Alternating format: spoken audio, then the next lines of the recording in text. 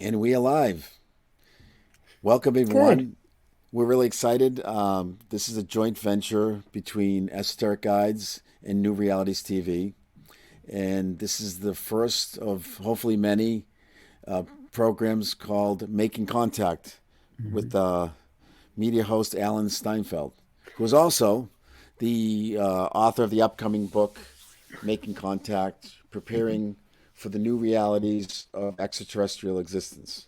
Mm. And Alan is, well known in the community for New Realities TV, a host and UFO Thank you. researcher.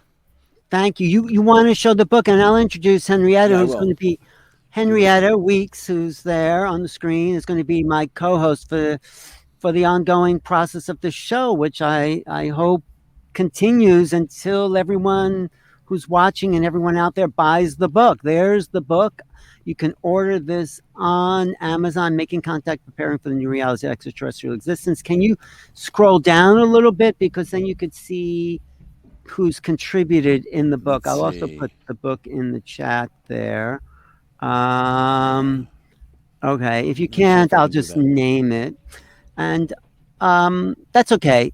I'll just Yeah. talk about it. Hmm. Uh, Yeah, we can come back to it. yeah, So the book is an anthology of essays, one of which Henrietta wrote an essay about the different ways people experience ET contact. And I start from the external, just ships in the sky, it goes internal to the psyche, because what's really going on here, it's not about ships in the sky, it's about a transformation of consciousness. So, Henrietta, why don't you talk about your process because you weren't you I mean maybe you were open to this, but it was yeah, like not something you, I guess, ever really thought about. So what happened to yeah, you? yeah. Well, first of all, though, Alan, can I just say about the Yeah, book so that yeah. everybody knows? Because, um, I mean, for a start, I was so honored that you asked me to write a piece. And then, and all the people in the book, which you'll obviously talk about later, but I mean, they really are the people that I've been looking at these last 2 years. And each piece is fantastic, and it's very different, and it gives you a whole panorama and look into the subject from so many different angles. So it Mm. really does build a picture where you can almost you can't really deny that there's something going on that's Mm. worth looking at. Right. Oh, let me um just interrupt for 1 second, Scott. I don't yeah, see, it's not live on YouTube. I'm not seeing, that's It's okay. weird. If you record it here, we'll Yeah, just we can put it up. on. post it.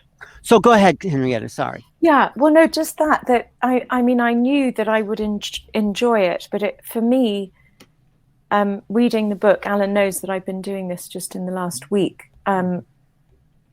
It was another activation, which is interesting because I do believe there are certain books, people, events that really do open you into a different sort of dimension of experience. And this book was one of this is what happened with me. It wasn't Mhm. like reading a book that was thoroughly enjoyable and interesting. Oh, hang So, on. Michael's saying, why can't I hear anything? oh, I don't know. I hear you. Is everybody else hearing? Just Uh, comment in the box if you can't hear. that's good. Yeah. I Good mean, to know. it is good to know if people are hearing us. I Otherwise, know. we could just be miming. I know. People Uh, could just be watching our yeah, mouths move. good evening. I can hear you, says Oh, Dawn okay. Marie. Okay. Good. Okay. So you're right. It's a progression, and I and Yeah. I and as people read it, I guess it activates another sense of awareness that Hmm. that you tapped into, like boom, it just like kind of dropped in, right? Yes, completely. And then, well, we can go back to my Mhm. original activation. Yes, Very please. interesting because it was swift, and then I was just in there. So I was actually at an astrology panel in New York, the New Year's astrology panel that Alan was hosting.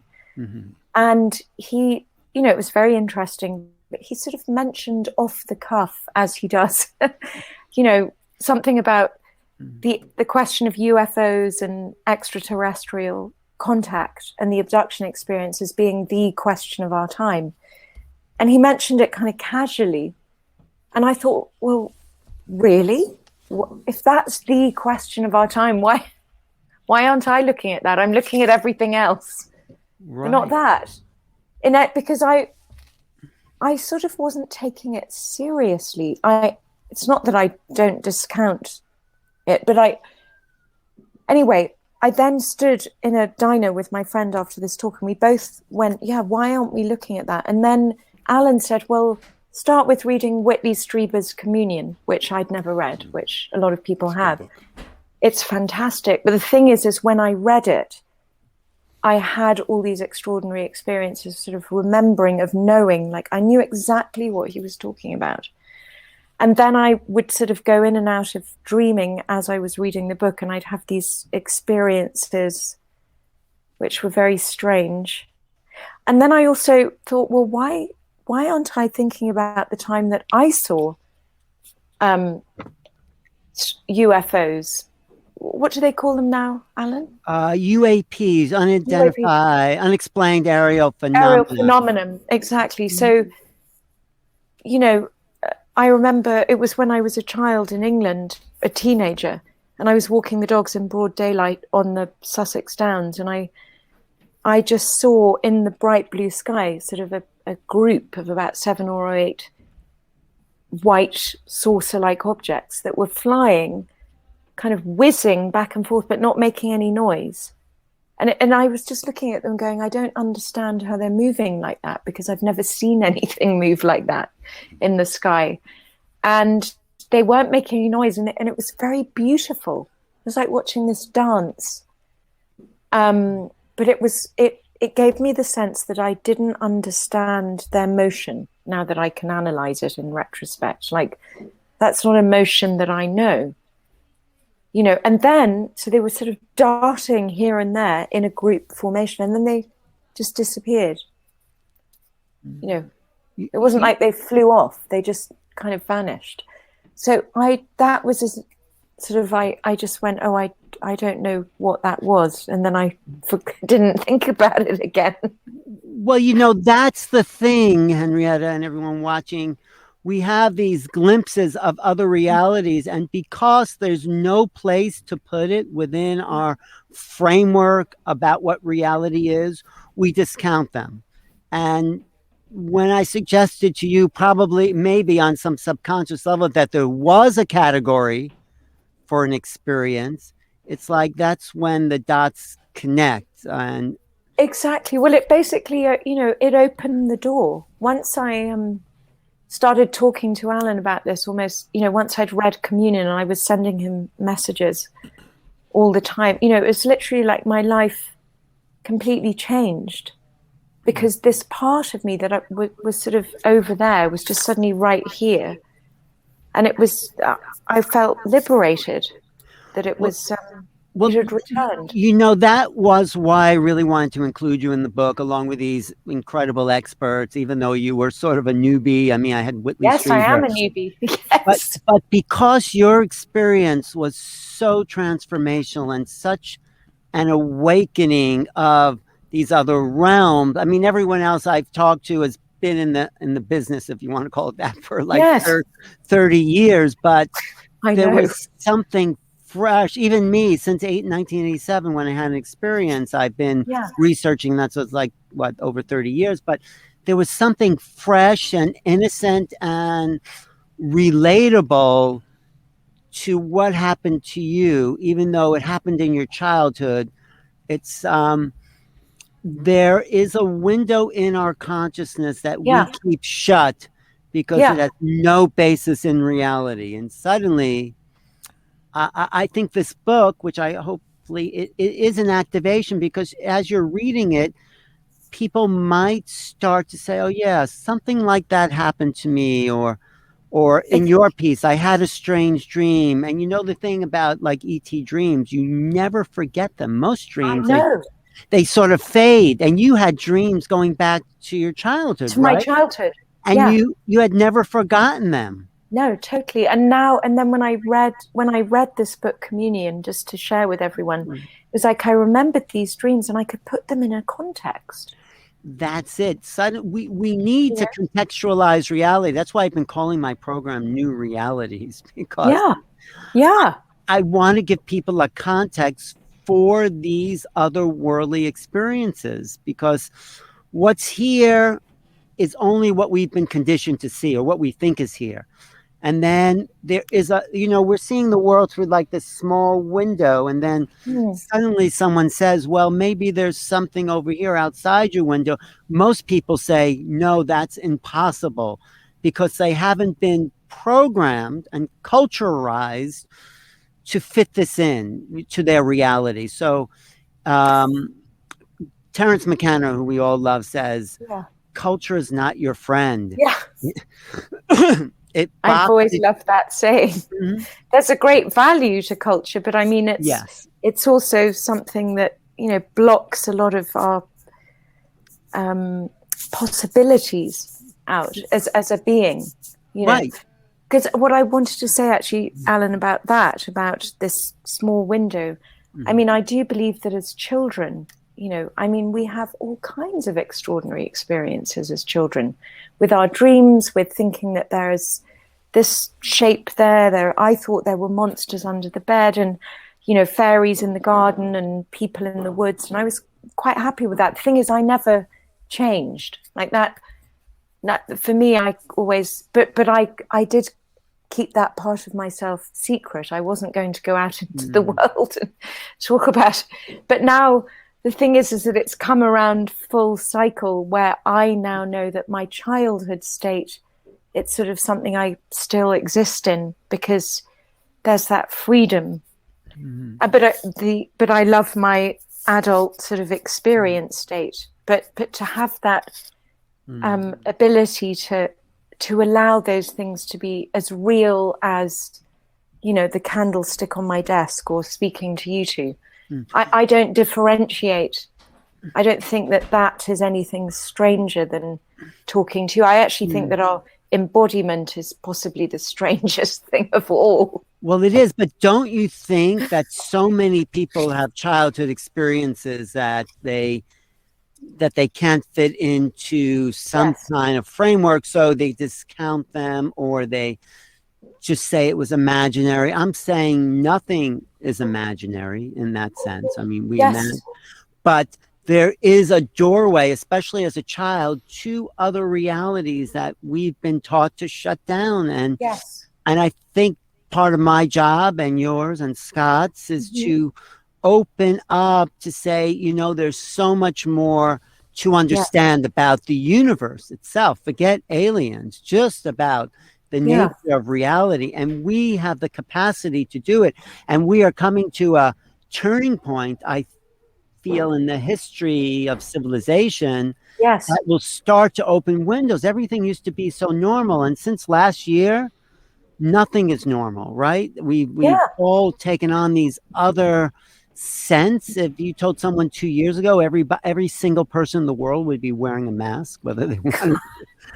That was such a foreign concept, but not any more foreign to say that there are other beings here visiting us in childhood. The like we've talked about, the realm of the dead is not that far away. I mean, they're right here with everyone. I mean, like, do you want to share about, I mean, it's a little off topic, about how your father I mean, just very briefly. I mean, basically he died in March of this year, right at the beginning. Oh no, early April, but right at the beginning of the pandemic. And he was in Australia, so I obviously didn't get to see him, but I knew, I felt his presence.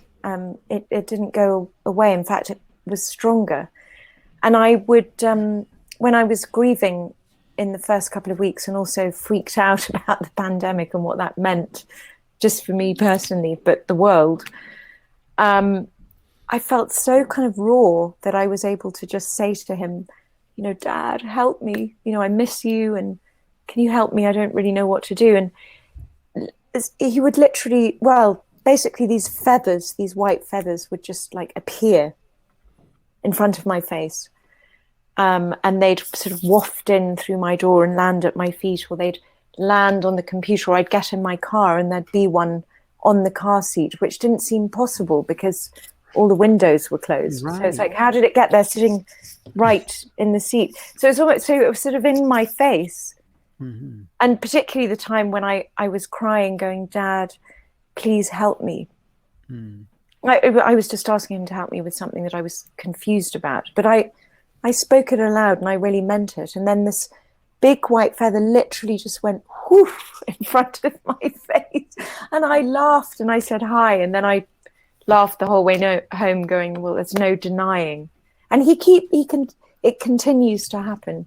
Well, there is no denying that there is this connection to realms that are beyond our apparent cognition. Someone else might have discounted these white feathers. Oh, there's those white feathers again. But you made this association to because it kept happening over and over again. It wasn't just a one. It was time. real. It continues to. Yes, so there was a dialogue with these other levels of reality that I think the ETs are waiting for us to make that contact. That's why the book is called Making Contact, but it's a two-way street. It's not just them making contact.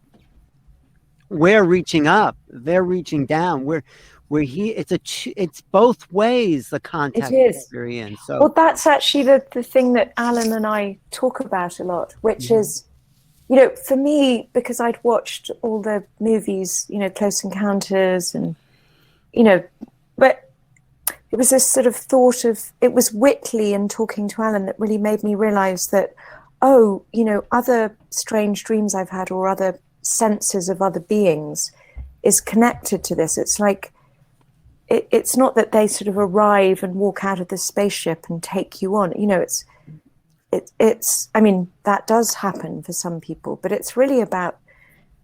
Whitley coined it. It's communion, which is this two-way process. And what did we call it, Alan? Well, reunion. I think it's reunion. Yes, because they've never left us in a sense. They're a part of us. I think that we're part. We've just kind of possibly fragmented. We're in different levels of existence, but we're all in it together. Yeah, we are the aliens, as our friend Darren says. You know, Scott, what makes us different than all the other animals and is that we can do this, and we're interested in communication. We have this mind that is so different than just living for survival, or we want something more, and that seems to be very different from other mammals, animals. And what is that? Where's that difference come from? Yeah. Well, we're also, I mean, other mammals are also creators. You know, they can invent extraordinary things, you know, when you study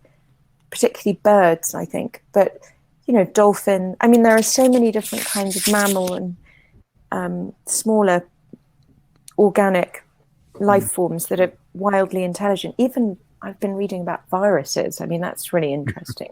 You know, I mean, you could go to all, but the thing is about humans, one thing is for sure is that we're creators. We invent, we create, and we absolutely are free to create our own.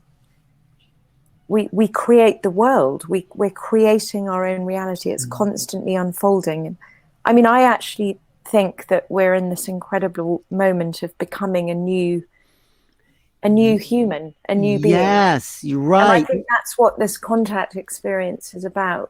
Well, I want to get into those themes melding, actually, and as on this show, but in further shows. But I just want to ask Scott, since he's here with us, Scott, have you had any experiences that were unexplainable? Something must have happened to you do this esoteric show. What could you not fit into the old reality? Well, regarding UFOs, that's what actually precipitated the the book Esoteric Guide to New York. What And happened? actually, Really? well, I love I would that. say I didn't really share this too often, but my wife and I were Fantastic. in Detroit, Michigan, and Uh-huh. we had just done a Kundalini yoga class. So I don't know Yes. if this had any, I Well, think you're it very open. does. Yes, You're it uh, very opened. open. Yeah, yeah. but we were sort of hanging out, and we saw this light, but the light had substance, if that makes sense. Mhm. Yes. Like it was Plasma. purplish, Yeah. Yes, plasma. but it actually entered the apartment where we were. We're on the 6th floor, and lifted my wife up, Wow. Wow. and I was paralyzed, like it was. And I remember this happened to me when I was a kid. You know, it Ah, was a very familiar. I'm sure you experience. probably had the same thing. So I know this, and Yes. this has happened before. It's Um, extraordinary. Yeah, you Mhm. exactly. and but this time I Memory. said no, this isn't going to hapen now.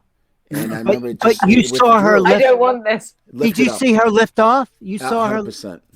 And she remembers it. It was, and then so it ended. It didn't really go very far, and we're like, okay, what happened? Well, And that's then she enough. got sick after. It was sort of Wow. like, but I Really? think it was a positive sickness. A Yeah, It was, vibrational shift. yeah, Yes. it was, like and a it got us purging. into, right, and it sort of changed her outlook on life, and it sort of Mm, shifted her chemistry around, and mine too, though I was already shifted a bit. So, but what I yeah. found was interesting when we were talking at Caravan of Dreams, Yeah. was that you said that these ETs are actually helping in our evolution. So Yes. Yes. that's a different take on it, particularly from the 50s, where there's a lot of fears. So maybe you could Yeah. talk a little bit about that. That's a good thing. Well, Yeah. I would say that thing that happened to you and your wife was not Mhm. a little thing. That Yeah. Me too. that shifts. That's a door that opens, and you can choose Right. to go through that, Mhm.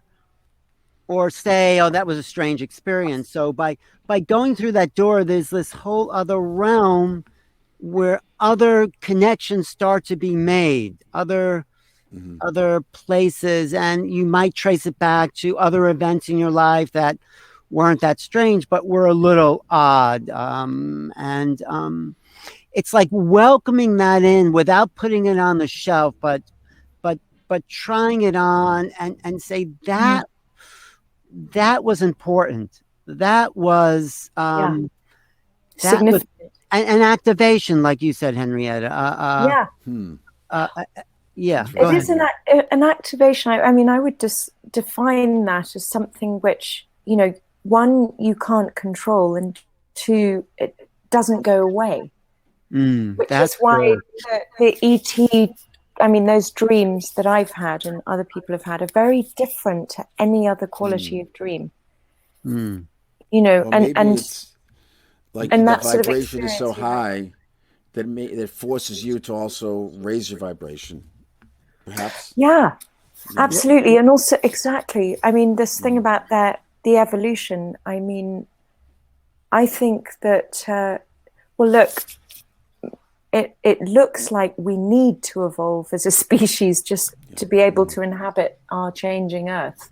Because Right? we've That's kind created of something that a a mess. mess. Yes. Yeah. And so, the Earth possibly can't sustain us anymore. So, but yet there's this sense that we're here, we want to keep going with our evolution. And I just think that everything is possible to change, that our matter, the way that we continue on, we just can't know what that looks like. But my sense of these beings or intelligences and our coming together with them and working with them and their offering of help is, I mean, it's just extraordinary and wonderful and profound.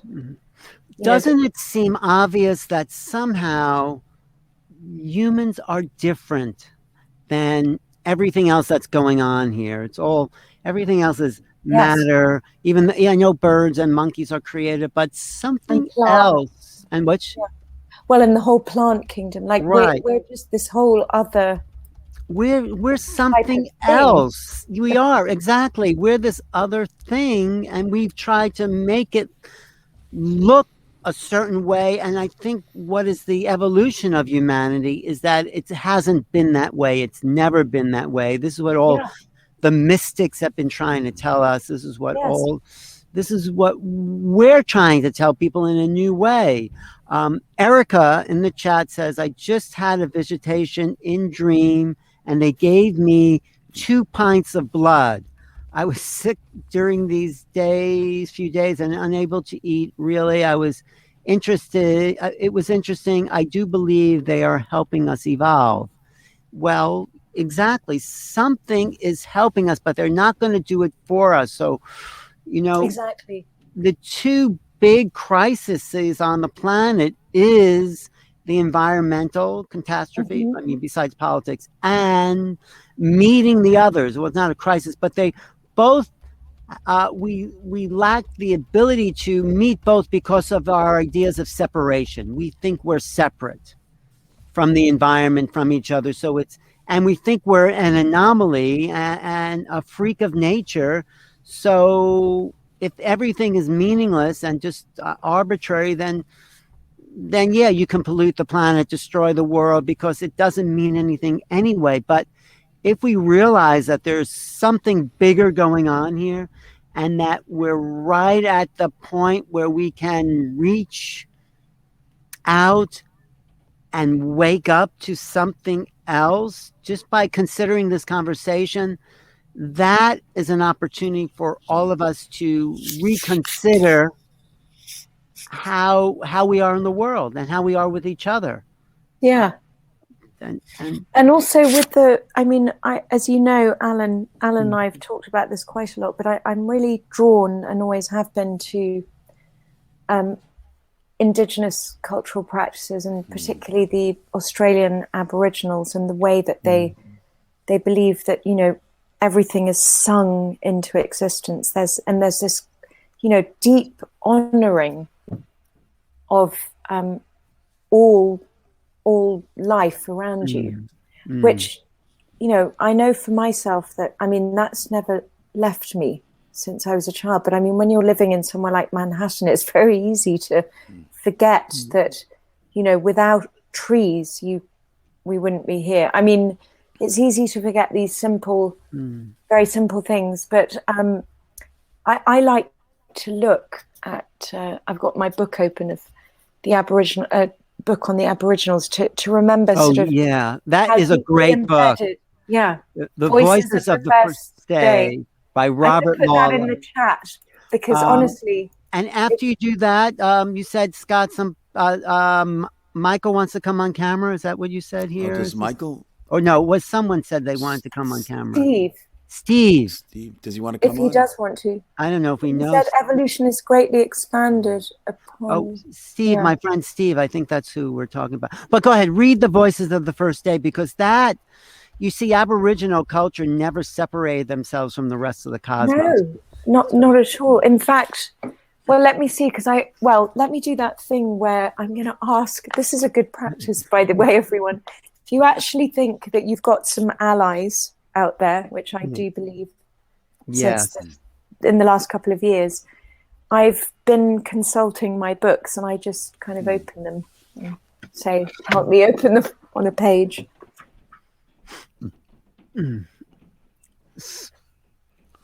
Wow. Okay. The Aborigines, like all hunting and gathering people, are aware that magnetism is the basis of animal intelligence. These change, and then this is due to the fact that movements of the sun and moon are reflected in the Earth's electromagnetic fields. Well, that's interesting, because that's not really what I wanted to talk about. No, what's the thing you read the other day? I thought that's really tuned us in to... what was that? Because the Aboriginals are the oldest continuous civilization in the world. Yes. And they've maintained that sense, even though there's been such an atrocity of genocide against them. They've maintained a sense of spiritual connection, and they have a lot. The indigenous wisdom has a lot to share with us, because they haven't lost touch with that part of them that's connected to everything. And, culture and technology and thinking and logic separates us from our minds. Anyway, here it went just you saying that, Western consciousness is trained to coexist with a mind split off from the body, oblivious to place and engrossed in concerns, fears, fantasies, generalities, and other abstract mental activities. Aboriginal consciousness sees that the whole earth has memory and is free to focus on the power of immediate perception. Right. The earth, yeah. Oh, no, I'm just thinking the earth has memory, but our minds are dreaming. But they're not our minds are not, our consciousness is not of the earth. I think this is sort of what the point of communion and reunion and psychotropic activity connects us to something beyond the ordinary. Our minds come from someplace else. They're interdimensional doorways to unknown realities, and we're becoming so much more sensitive now to frequencies and possibilities. Are you looking at the chat? Steve says evolution is greatly expanded upon in Ulf Stapleton's Last and First Men. Has anyone read that? No, I haven't read that. So I think, Scott, by sharing your story and by everyone sharing our story, it gives us permission. It gives people permission to start to connect more dots, and that, that's why I want to interview people, Alan, myself, just because, it's really interesting. As soon as you just share, just like Scott did, as you said, Alan, you'd be surprised that most people have something like that's happened to them, or they suddenly remember a dream and they can fit it in what you're talking about, or an experience. It doesn't have to be a dream. I mean, I want to share that once I'd read Communion and I just sort of whizzed back into this whole world that had been closed off, and I would sit and talk to Alan. Actually, that's before I read Communion. I was sitting talking to Alan, and I'd see these triangles floating over Alan's head. No, and I'd say to him, "That's really weird. I've just seen these triangles sort of dancing over your head." And then Whitley says in the book that often these triangular shapes kind of show up with his visitation experiences, and everything was just like one connection after the next. Which I didn't know what it I had no idea what it meant, but it meant to me that I was in this other space, and it was a fun puzzle to start piecing together. And then, but what's so great about you, Henrietta, is when you did open that doorway, something happened to you. You said to me, your whole life changed. You became more creative, more connected to your past, on looking at those other places you didn't want to look at, and that's the big thing I want to communicate here. Yes, well, and actually another way to communicate it, which I sort of love to share with people, is that to put it really simply, it really felt like I was just like myself, that I'd become kind of these bits that had been scattered, just literally kind of came back together, and I felt like I did as a child, which is pure wonder and sort of excitement and possibility, even though I still had all the, challenges and daily realities of adult life going on. It was like this was now the thing that was strongest in me, and I could sort of delight again. But you're sort of unusual because you live outside the mainstream.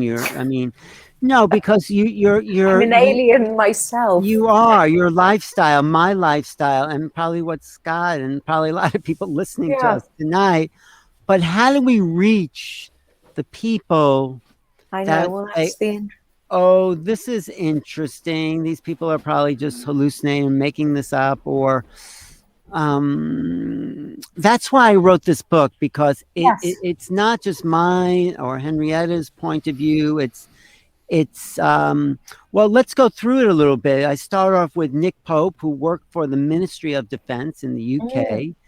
And he's still sworn to secrecy. I mean, but about some things, yes, but not others, because some things have been declassified. Yes, but there's still. I always try, every time I talk to him, I still try to get the piece that he can't tell us out of him. I know. Well, I'm dying to know what that is, but me too. Perhaps he can find a clever way of bringing it into the world without actually. But he was in charge of the UFO situation in the UK. Yeah. And his essay in the book is very matter of fact. Yeah, but it's very, very interesting, because here's a guy on the inside who's looking at these craft, as a sort of military insider. They're studying them.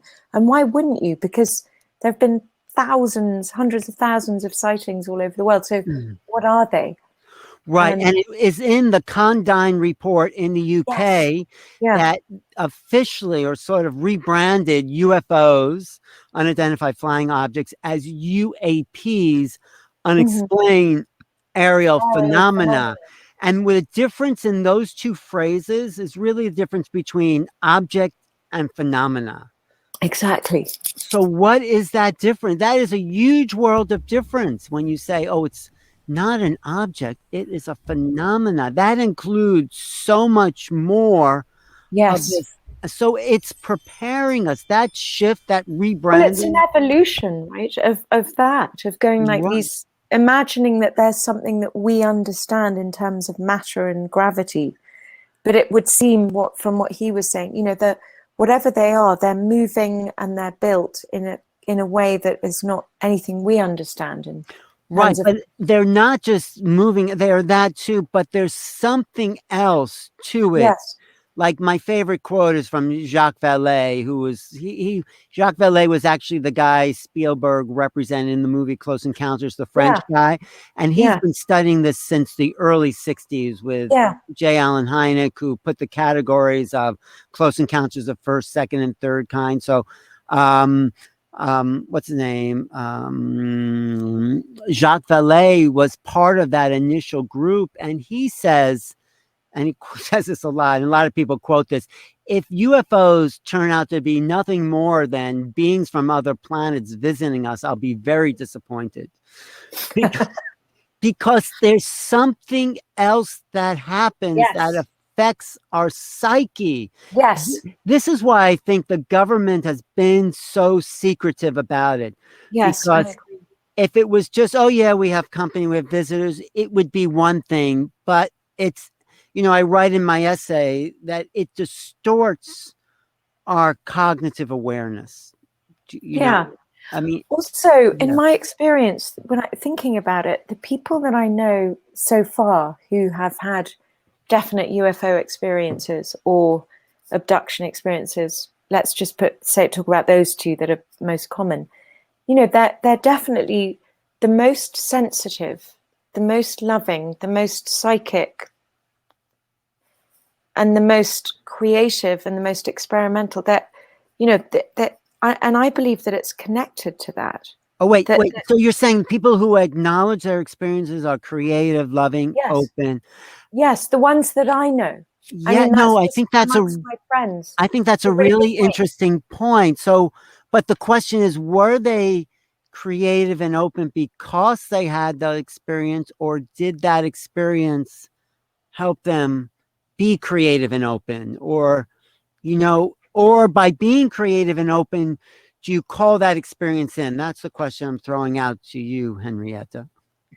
What, by being creative and open, you call the experience? Well, yes, but then I also think it can happen the other way around, a bit like Scott said, that, suddenly people are confronted with something. I mean, that happened to a friend of mine when she was a child with her father, driving along the road in Massachusetts and passing a field, and there was a spacecraft sitting in it. And they went, what the hell is that? And they got out and stood in front of it and looked at it together, witnessing it together with the classic flashing lights. And, you know, but the thing is, I said to her, and I had no idea that this had happened to her, I said, but do you think that changed you? And she said, yes, because something happened in that moment where it was like time and space and everything changed for us. Yeah. You know, but she never really said that before. And but she's an example of a very sensitive, creative, intuitive. But you also said she never even or hardly thought about that experience at all until you brought it up. Until I brought it up, yeah. She doesn't talk about it. So that's interesting. It changed her whole life and perception, but she never talked about it. Well, I don't think she realized until that moment that she said, actually, maybe that's the thing that changed me, that maybe that's why I am the way I am. Because she is a person that, you know, a lot of people are drawn to because, I don't know, I do think that they have that component. Steve was saying in this. What Steve says. Well, I like this, you know, mention of Jung's flying saucer book as UFOs being manifestations that deal with a less material and more metaphysical quality. Exactly. But, you know, I do disagree with Jung because in that book, because he had no place to put the UFO. And so he says it's pretty much only a manifestation of this subconscious mind to get back to the mystery. And I say, yes, that's true. But it is also a phenomenon. It's also a reality. So you can't ignore. And he actually says that somewhere in the book, but he just mentions it briefly, that you can't deny people's experiences, that there's something real about this, you know. There's also this other thing, Last and First Man, a story of the near and far future, is a futuristic history science fiction novel written in the 1930s by British author Olive Stapledon. I don't know that work. Do you know that work?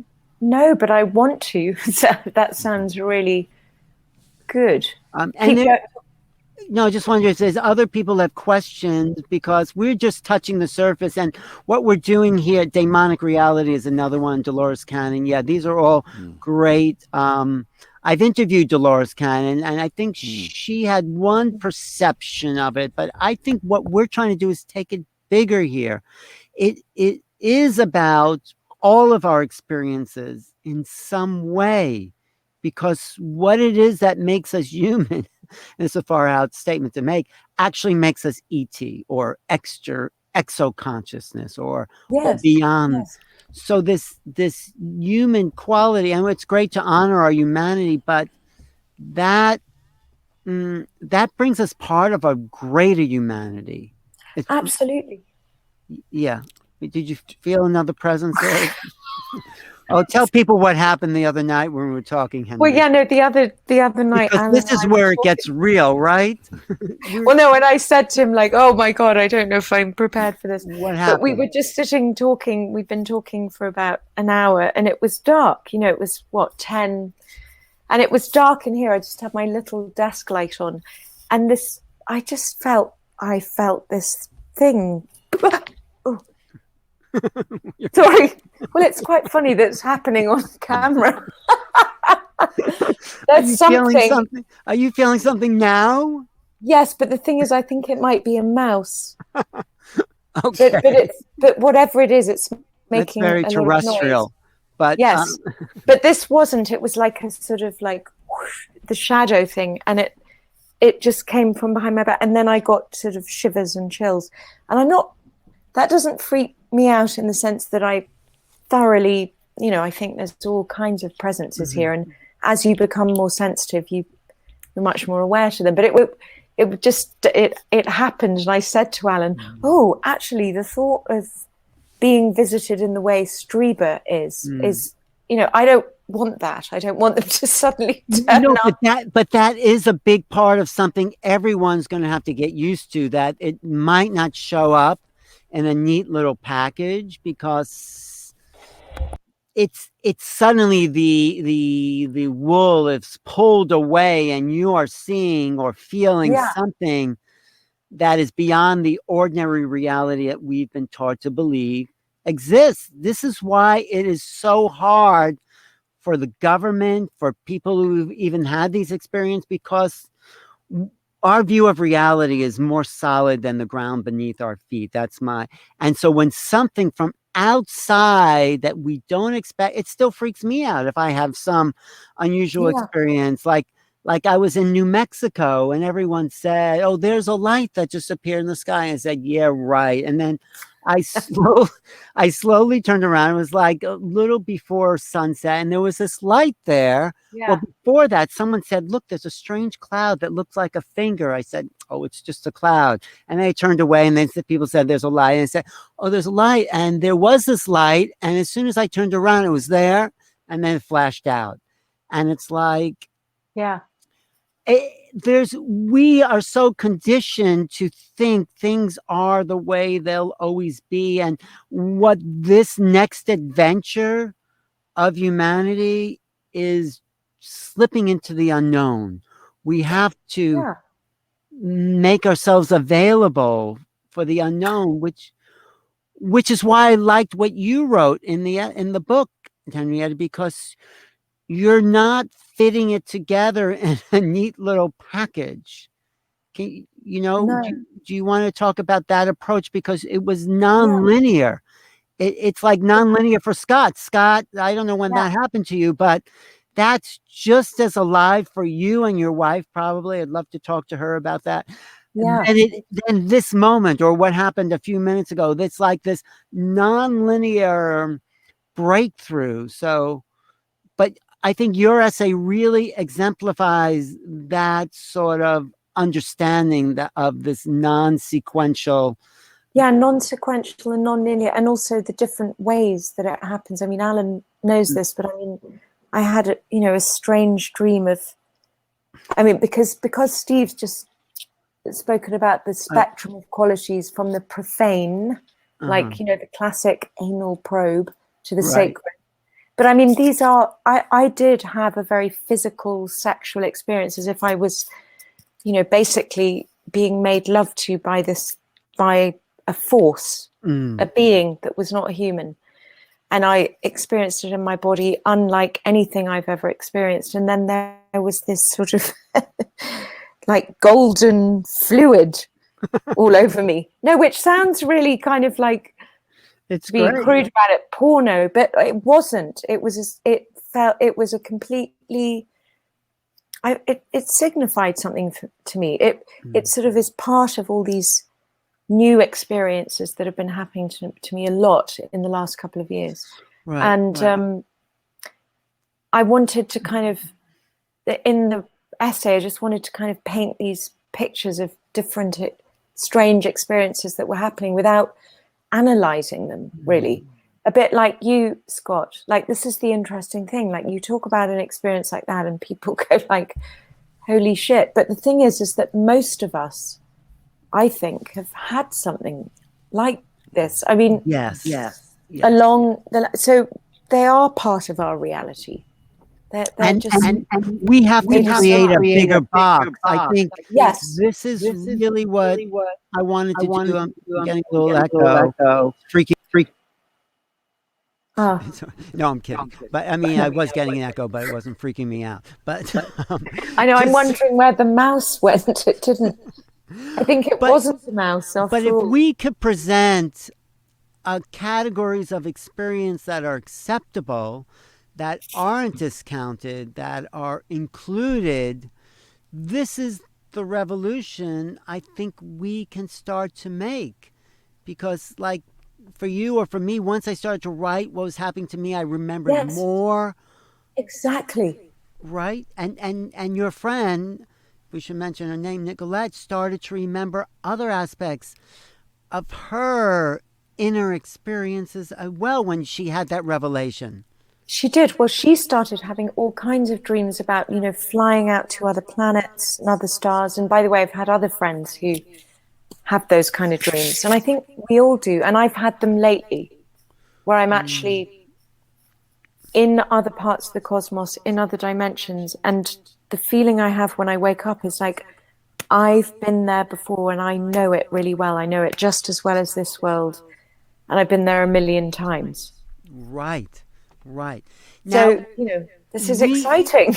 It's so exciting that I think if we keep this thread going and we start to actualize those otherworldly experiences and we make it a reality that is acceptable, that opens the doorway for more people to kind of add to that cultural, it's not quite a mythos, but it's a phenomena that it becomes a collective awareness, if that makes sense, Yeah, I mean, wouldn't it be wonderful if these were the kind of conversations we were having much more often rather than, politics and the virus and, I mean, I know that these are real earthly events, but there's something else happening in tandem with it that I think can give us a great relief, because we're kind of aware of the sorry, I'm getting a feedback which is distracting me, but we're aware of just the I guess her internet went out, but I think what she's saying, and it's what I want to be doing every week, is start to make this conversation available. Oh, you kind of left this dimension for a second. Well, I like doing that, Alan. So do you. He's left the dimension. I'm back. You left the dimension. Well, I think it's that easy to leave this dimension, whatever physical reality. I think so too. And it's like a blip in and a blip out. Blip out, and yeah. And suddenly, when you're not there or the screen goes blank, I'm in this other reality by myself. Right now, we're sharing consciousness, and then boom. When we hang up or left alone, there's a whole other dimension that comes in. But so we have to recognize the value of these other dimensional realities. I'm getting a lot of feedback too. Yeah, so, me too. But I like what you were saying, because this is the theme we want to continue for the next bunch of weeks on this program at this time with Scott. Esoteric, what is it? Esoteric Guides, New York Guides. And every week, every day, Scott does a different program about some esoteric phenomenon. That's fantastic, Scott. What a great idea. I'm also just really so interested to hear about your experience. And also, between now and next week, if you remember on the back of this conversation anything else, it'll be interesting to see what happens for you, because I really do.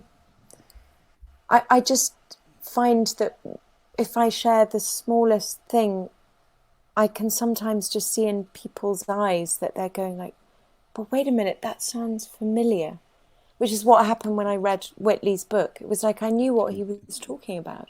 And then I had that sort of dream, which I'd never had before. And it wasn't to do with the book. It was like it was something that had happened to me where I was in a car and the car was stopped and these policemen came at me with flashlights. And I got out of the car. I mean, and that was it. But the thing is that it was like that was real, and I'd had that dream and experience many times before, and God knows what it means. But Whitley talks about that, and then I discovered that there were lots of other people who'd had this exact same kind of. What was the experience? You got out of the car? I was in a car driving on a dark road. The car stopped, and I got out of the car, and there was a group of, men in uniforms or people in uniforms coming towards me with a flashlight.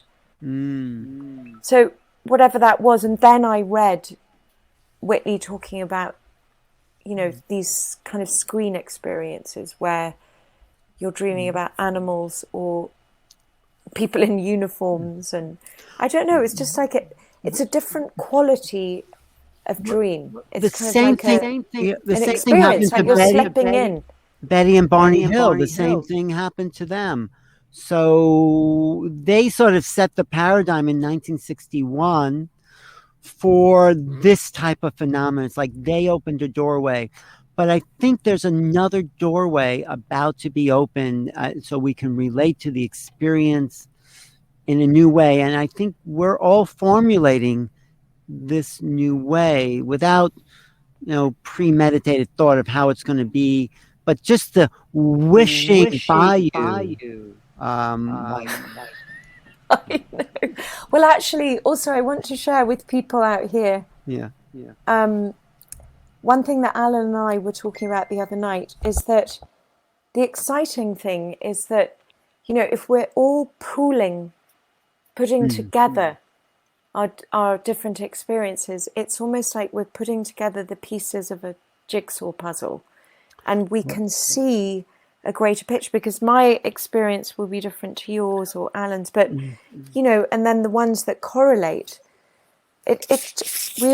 we're all cooperating together. But I think it's like the great adventure to be had, because something is really going on. People are having more of these experiences than ever. That was the whole purpose of the book, that it was many different people sharing their experiences from and experts in the field. I really asked I think the most professional minds in this field to contribute to this book, and we get this multiple perspectives from Linda Moulton Howe, who I consider one of the top researchers, to Whitley Strieber, to Grant Cameron, JJ and Desiree Hertog share that.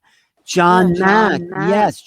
I want everybody to read him, because he really was like a straight shooting Harvard psychiatrist, who had his career to consider. What, in the 70s? Where no, through the 80s and into the 90s. In the 80s and into the 90s, but still at that time, if some respectable psychiatrist at Harvard starts talking about abduction experiences, I mean, Yes, it almost got him thrown out of Harvard. Exactly. But he said there's something real to what these people are telling me who've had these experiences. And I could either doubt their experience, or I could say maybe they're seeing a bigger picture that I'm not seeing. And I think including John Mack and his psychiatric degrees and his ability to not put people into a box has expanded the whole field, actually, and actually almost got him thrown out of Harvard. But he said it was freedom of speech, and John Mack's included, even though he died about I guess maybe was it 2004. His work is still very contemporary. Other people I include in the book, so I go from the hardcore evidence with Nick Pope and Grant Cameron, to the researchers like John Mack and Linda Moulton Howe, to the experiences like Henrietta and Whitley and yourself. And then I go from the experiences to the people who've integrated the experience into their everyday reality, like people like Daryl Anka, who channels Bashar, and he's had a 35-year ongoing relationship with this extraterrestrial named Bashar. So, and Mary Rodwell, who interviews star children. And the final essay is Carolyn Corey, who actually has merged with these beings in a very sort of concrete, grounded way. That's, very, very interesting. And actually, I do want to say to everyone out there that one of the interesting things that I got from the book, there were a multitude, but I loved these women. It was Caroline Corey, I think, and Mary Rodwell talking about the children and the children of now, all children born after 2000, because I have a lot of friends, I don't have children, but a lot of friends of mine who do have children they tell me that their children are having these really strange experiences, very psychic, and it's like channeling. Well, one of my dear friends, her son just kind of knows things, like, oh, I'm going to get a pair of rollerblades from the thrift store today, and they walk in and there's a pair of rollerblades. Like, so that kind of like, it's just part of his reality, but also he kind of channels her dead father. He speaks in his voice without knowing him, using his name, things like that. Wait, he channel really? Yeah. Huh. He speaks. He suddenly said at like 3 years old, he started speaking like Shelley's passed on father, you know, and her husband, who's very skeptical and doesn't, I mean, it's now a complete, you know, he's like, well, I can't deny it because my child is speaking like your father, and how can that be? What's going on there? This is great, You know? Henriette. This is the sort of things that we're going to be going deeper and deeper into, Yes. and hopefully getting people on the show to share, to relay their experiences and to open up other people in just considering, like everyone here is listening to this conversation, but just consider the possibility that we're all from somewhere else, that we're all not from here, that we're all connected. So, anyway, okay, you could put her mic back on. Yep, sorry, yeah. That's okay. There's a little bit of echo. That's fine. the feedback. Yeah. No, I think it's wonderful that we really are like vast. We come from all different kinds of places, or our consciousness does. It, you know, whatever that is. I mean, we're here manifested in this body at the moment, but we really travel to, you know, all kinds of different spaces of reality, and I think, you know, I want to travel and meet what's there, and I'm happy for them to come here if they want to. Right. You know, so this program's just to plant the seed. Yes. In everyone watching and who will watch, that there's something else that wants to just say hello, but more than hello. More than hello. I mean, more kind of like pull us into our next evolution, because we are at a point of crisis in terms of the material world. And there's no denying that. And this is a way, of course, we have to help ourselves through the crisis, but this is a way to see the bigger picture. Yeah. And the bigger picture of how we are going to go forward together as a species. Yes, exactly. The new species. The new species, which is really exciting. But I think it's something to do with merging with other species. Yeah. I really do. Yeah. Hybrid, they call it. Definitely. So get the book, do your homework, join us next week. The book's amazing, by the way. And I just want to say I'm really picky. I am. I grew up that way. I had like a top British education and, you know, studied literature, and it's kind of like I read this. I read everything with a very analytical eye, and I'm very judgmental. I wish I wasn't, but I read this, and it was really like everything is fascinating and it's well researched and it's well thought through and it's beautifully put together, and it's just a real compendium of different writers. And, you know, it isn't just people saying, oh, it could be this. They've really thought about it and they've really experienced, and there's a lot of science in there. And there's, you know, and then there's also somebody like myself who's saying, I have no idea what's happening, but it's happening.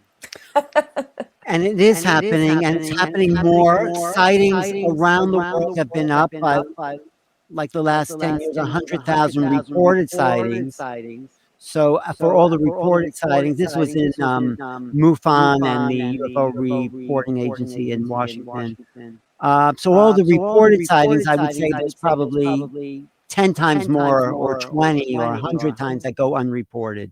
And so something's happening to planet Earth. And this is why it was the publisher's idea to call it preparation for the new realities of extraterrestrial existence. So this show is a preparation, but a lot of people already had it, and we want people to share. So we'll be taking, you know, people on the show, talking, and being all inclusive. And Alan, I just want to end on this because it did just pop into my mind that, you know, by the way, there's a really strange light. Are they visiting you? Well, look, I could actually show you. Okay, we're going to have a sighting on camera right here. No, but look, can you see that light in the sky there? It's going now, but it's there and it's not moving. Can you see it? To the right of the tree. Wait, put your camera up a little bit more because oh no, I can't. Okay, well, the interesting thing is it's faded now, but it was really bright, like a bright golden. Wow. Anyway, but there you go. There you Who go. knows? But no, but you and I both loved. This was before the pandemic. We read Whitley Strieber's book, The Supernatural. Oh yeah. You know, and or is it? Where does that quote come from? It's a new world. Oh yes. If you can take it. That's Whitley's latest book, A New World. A New World. And I read that too. And we both, and this was before the pandemic, and things have gone, you know, let's all face it, a little crazier in the last year. That was a quote. You can mute. That was a quote that Whitley got from who's the guy who wrote the Roswell? Jeffrey Kripal. Oh no, but it wasn't Jeffrey. It was the General Corso. Corso. Ah yes, Gregory Corso. After meeting an ET, he says, "What is this all about?" And the ET says to the Corso, "It's about a new world if you can take it." Yeah. And that's what we're hoping to present here. A possibility of a new world. Well, it's already a new world. No, Certainly. Right? Than a year ago. So it's just going to keep going. And the whole thing is, if you can take it, it's like, well, let's just go for the ride. So don't be surprised. What are you going to do? Don't be surprised if something brushes by you and there you are, right? Yes, exactly. Thank you, Scott. Thank you. Thank you very much. We'll see you both. We'll see you next week. Yeah, and thanks everyone out there for your comments. Okay. Steve has left, but I was enjoying everything. And Michael showing up, and Anthony and Erica. Yeah. Yes. We're going to bring more people on. We're going to bring lots more people. This was a great start. And what I love is the enthusiasm and energy. Same place, same time. Yes. Okay. See you there.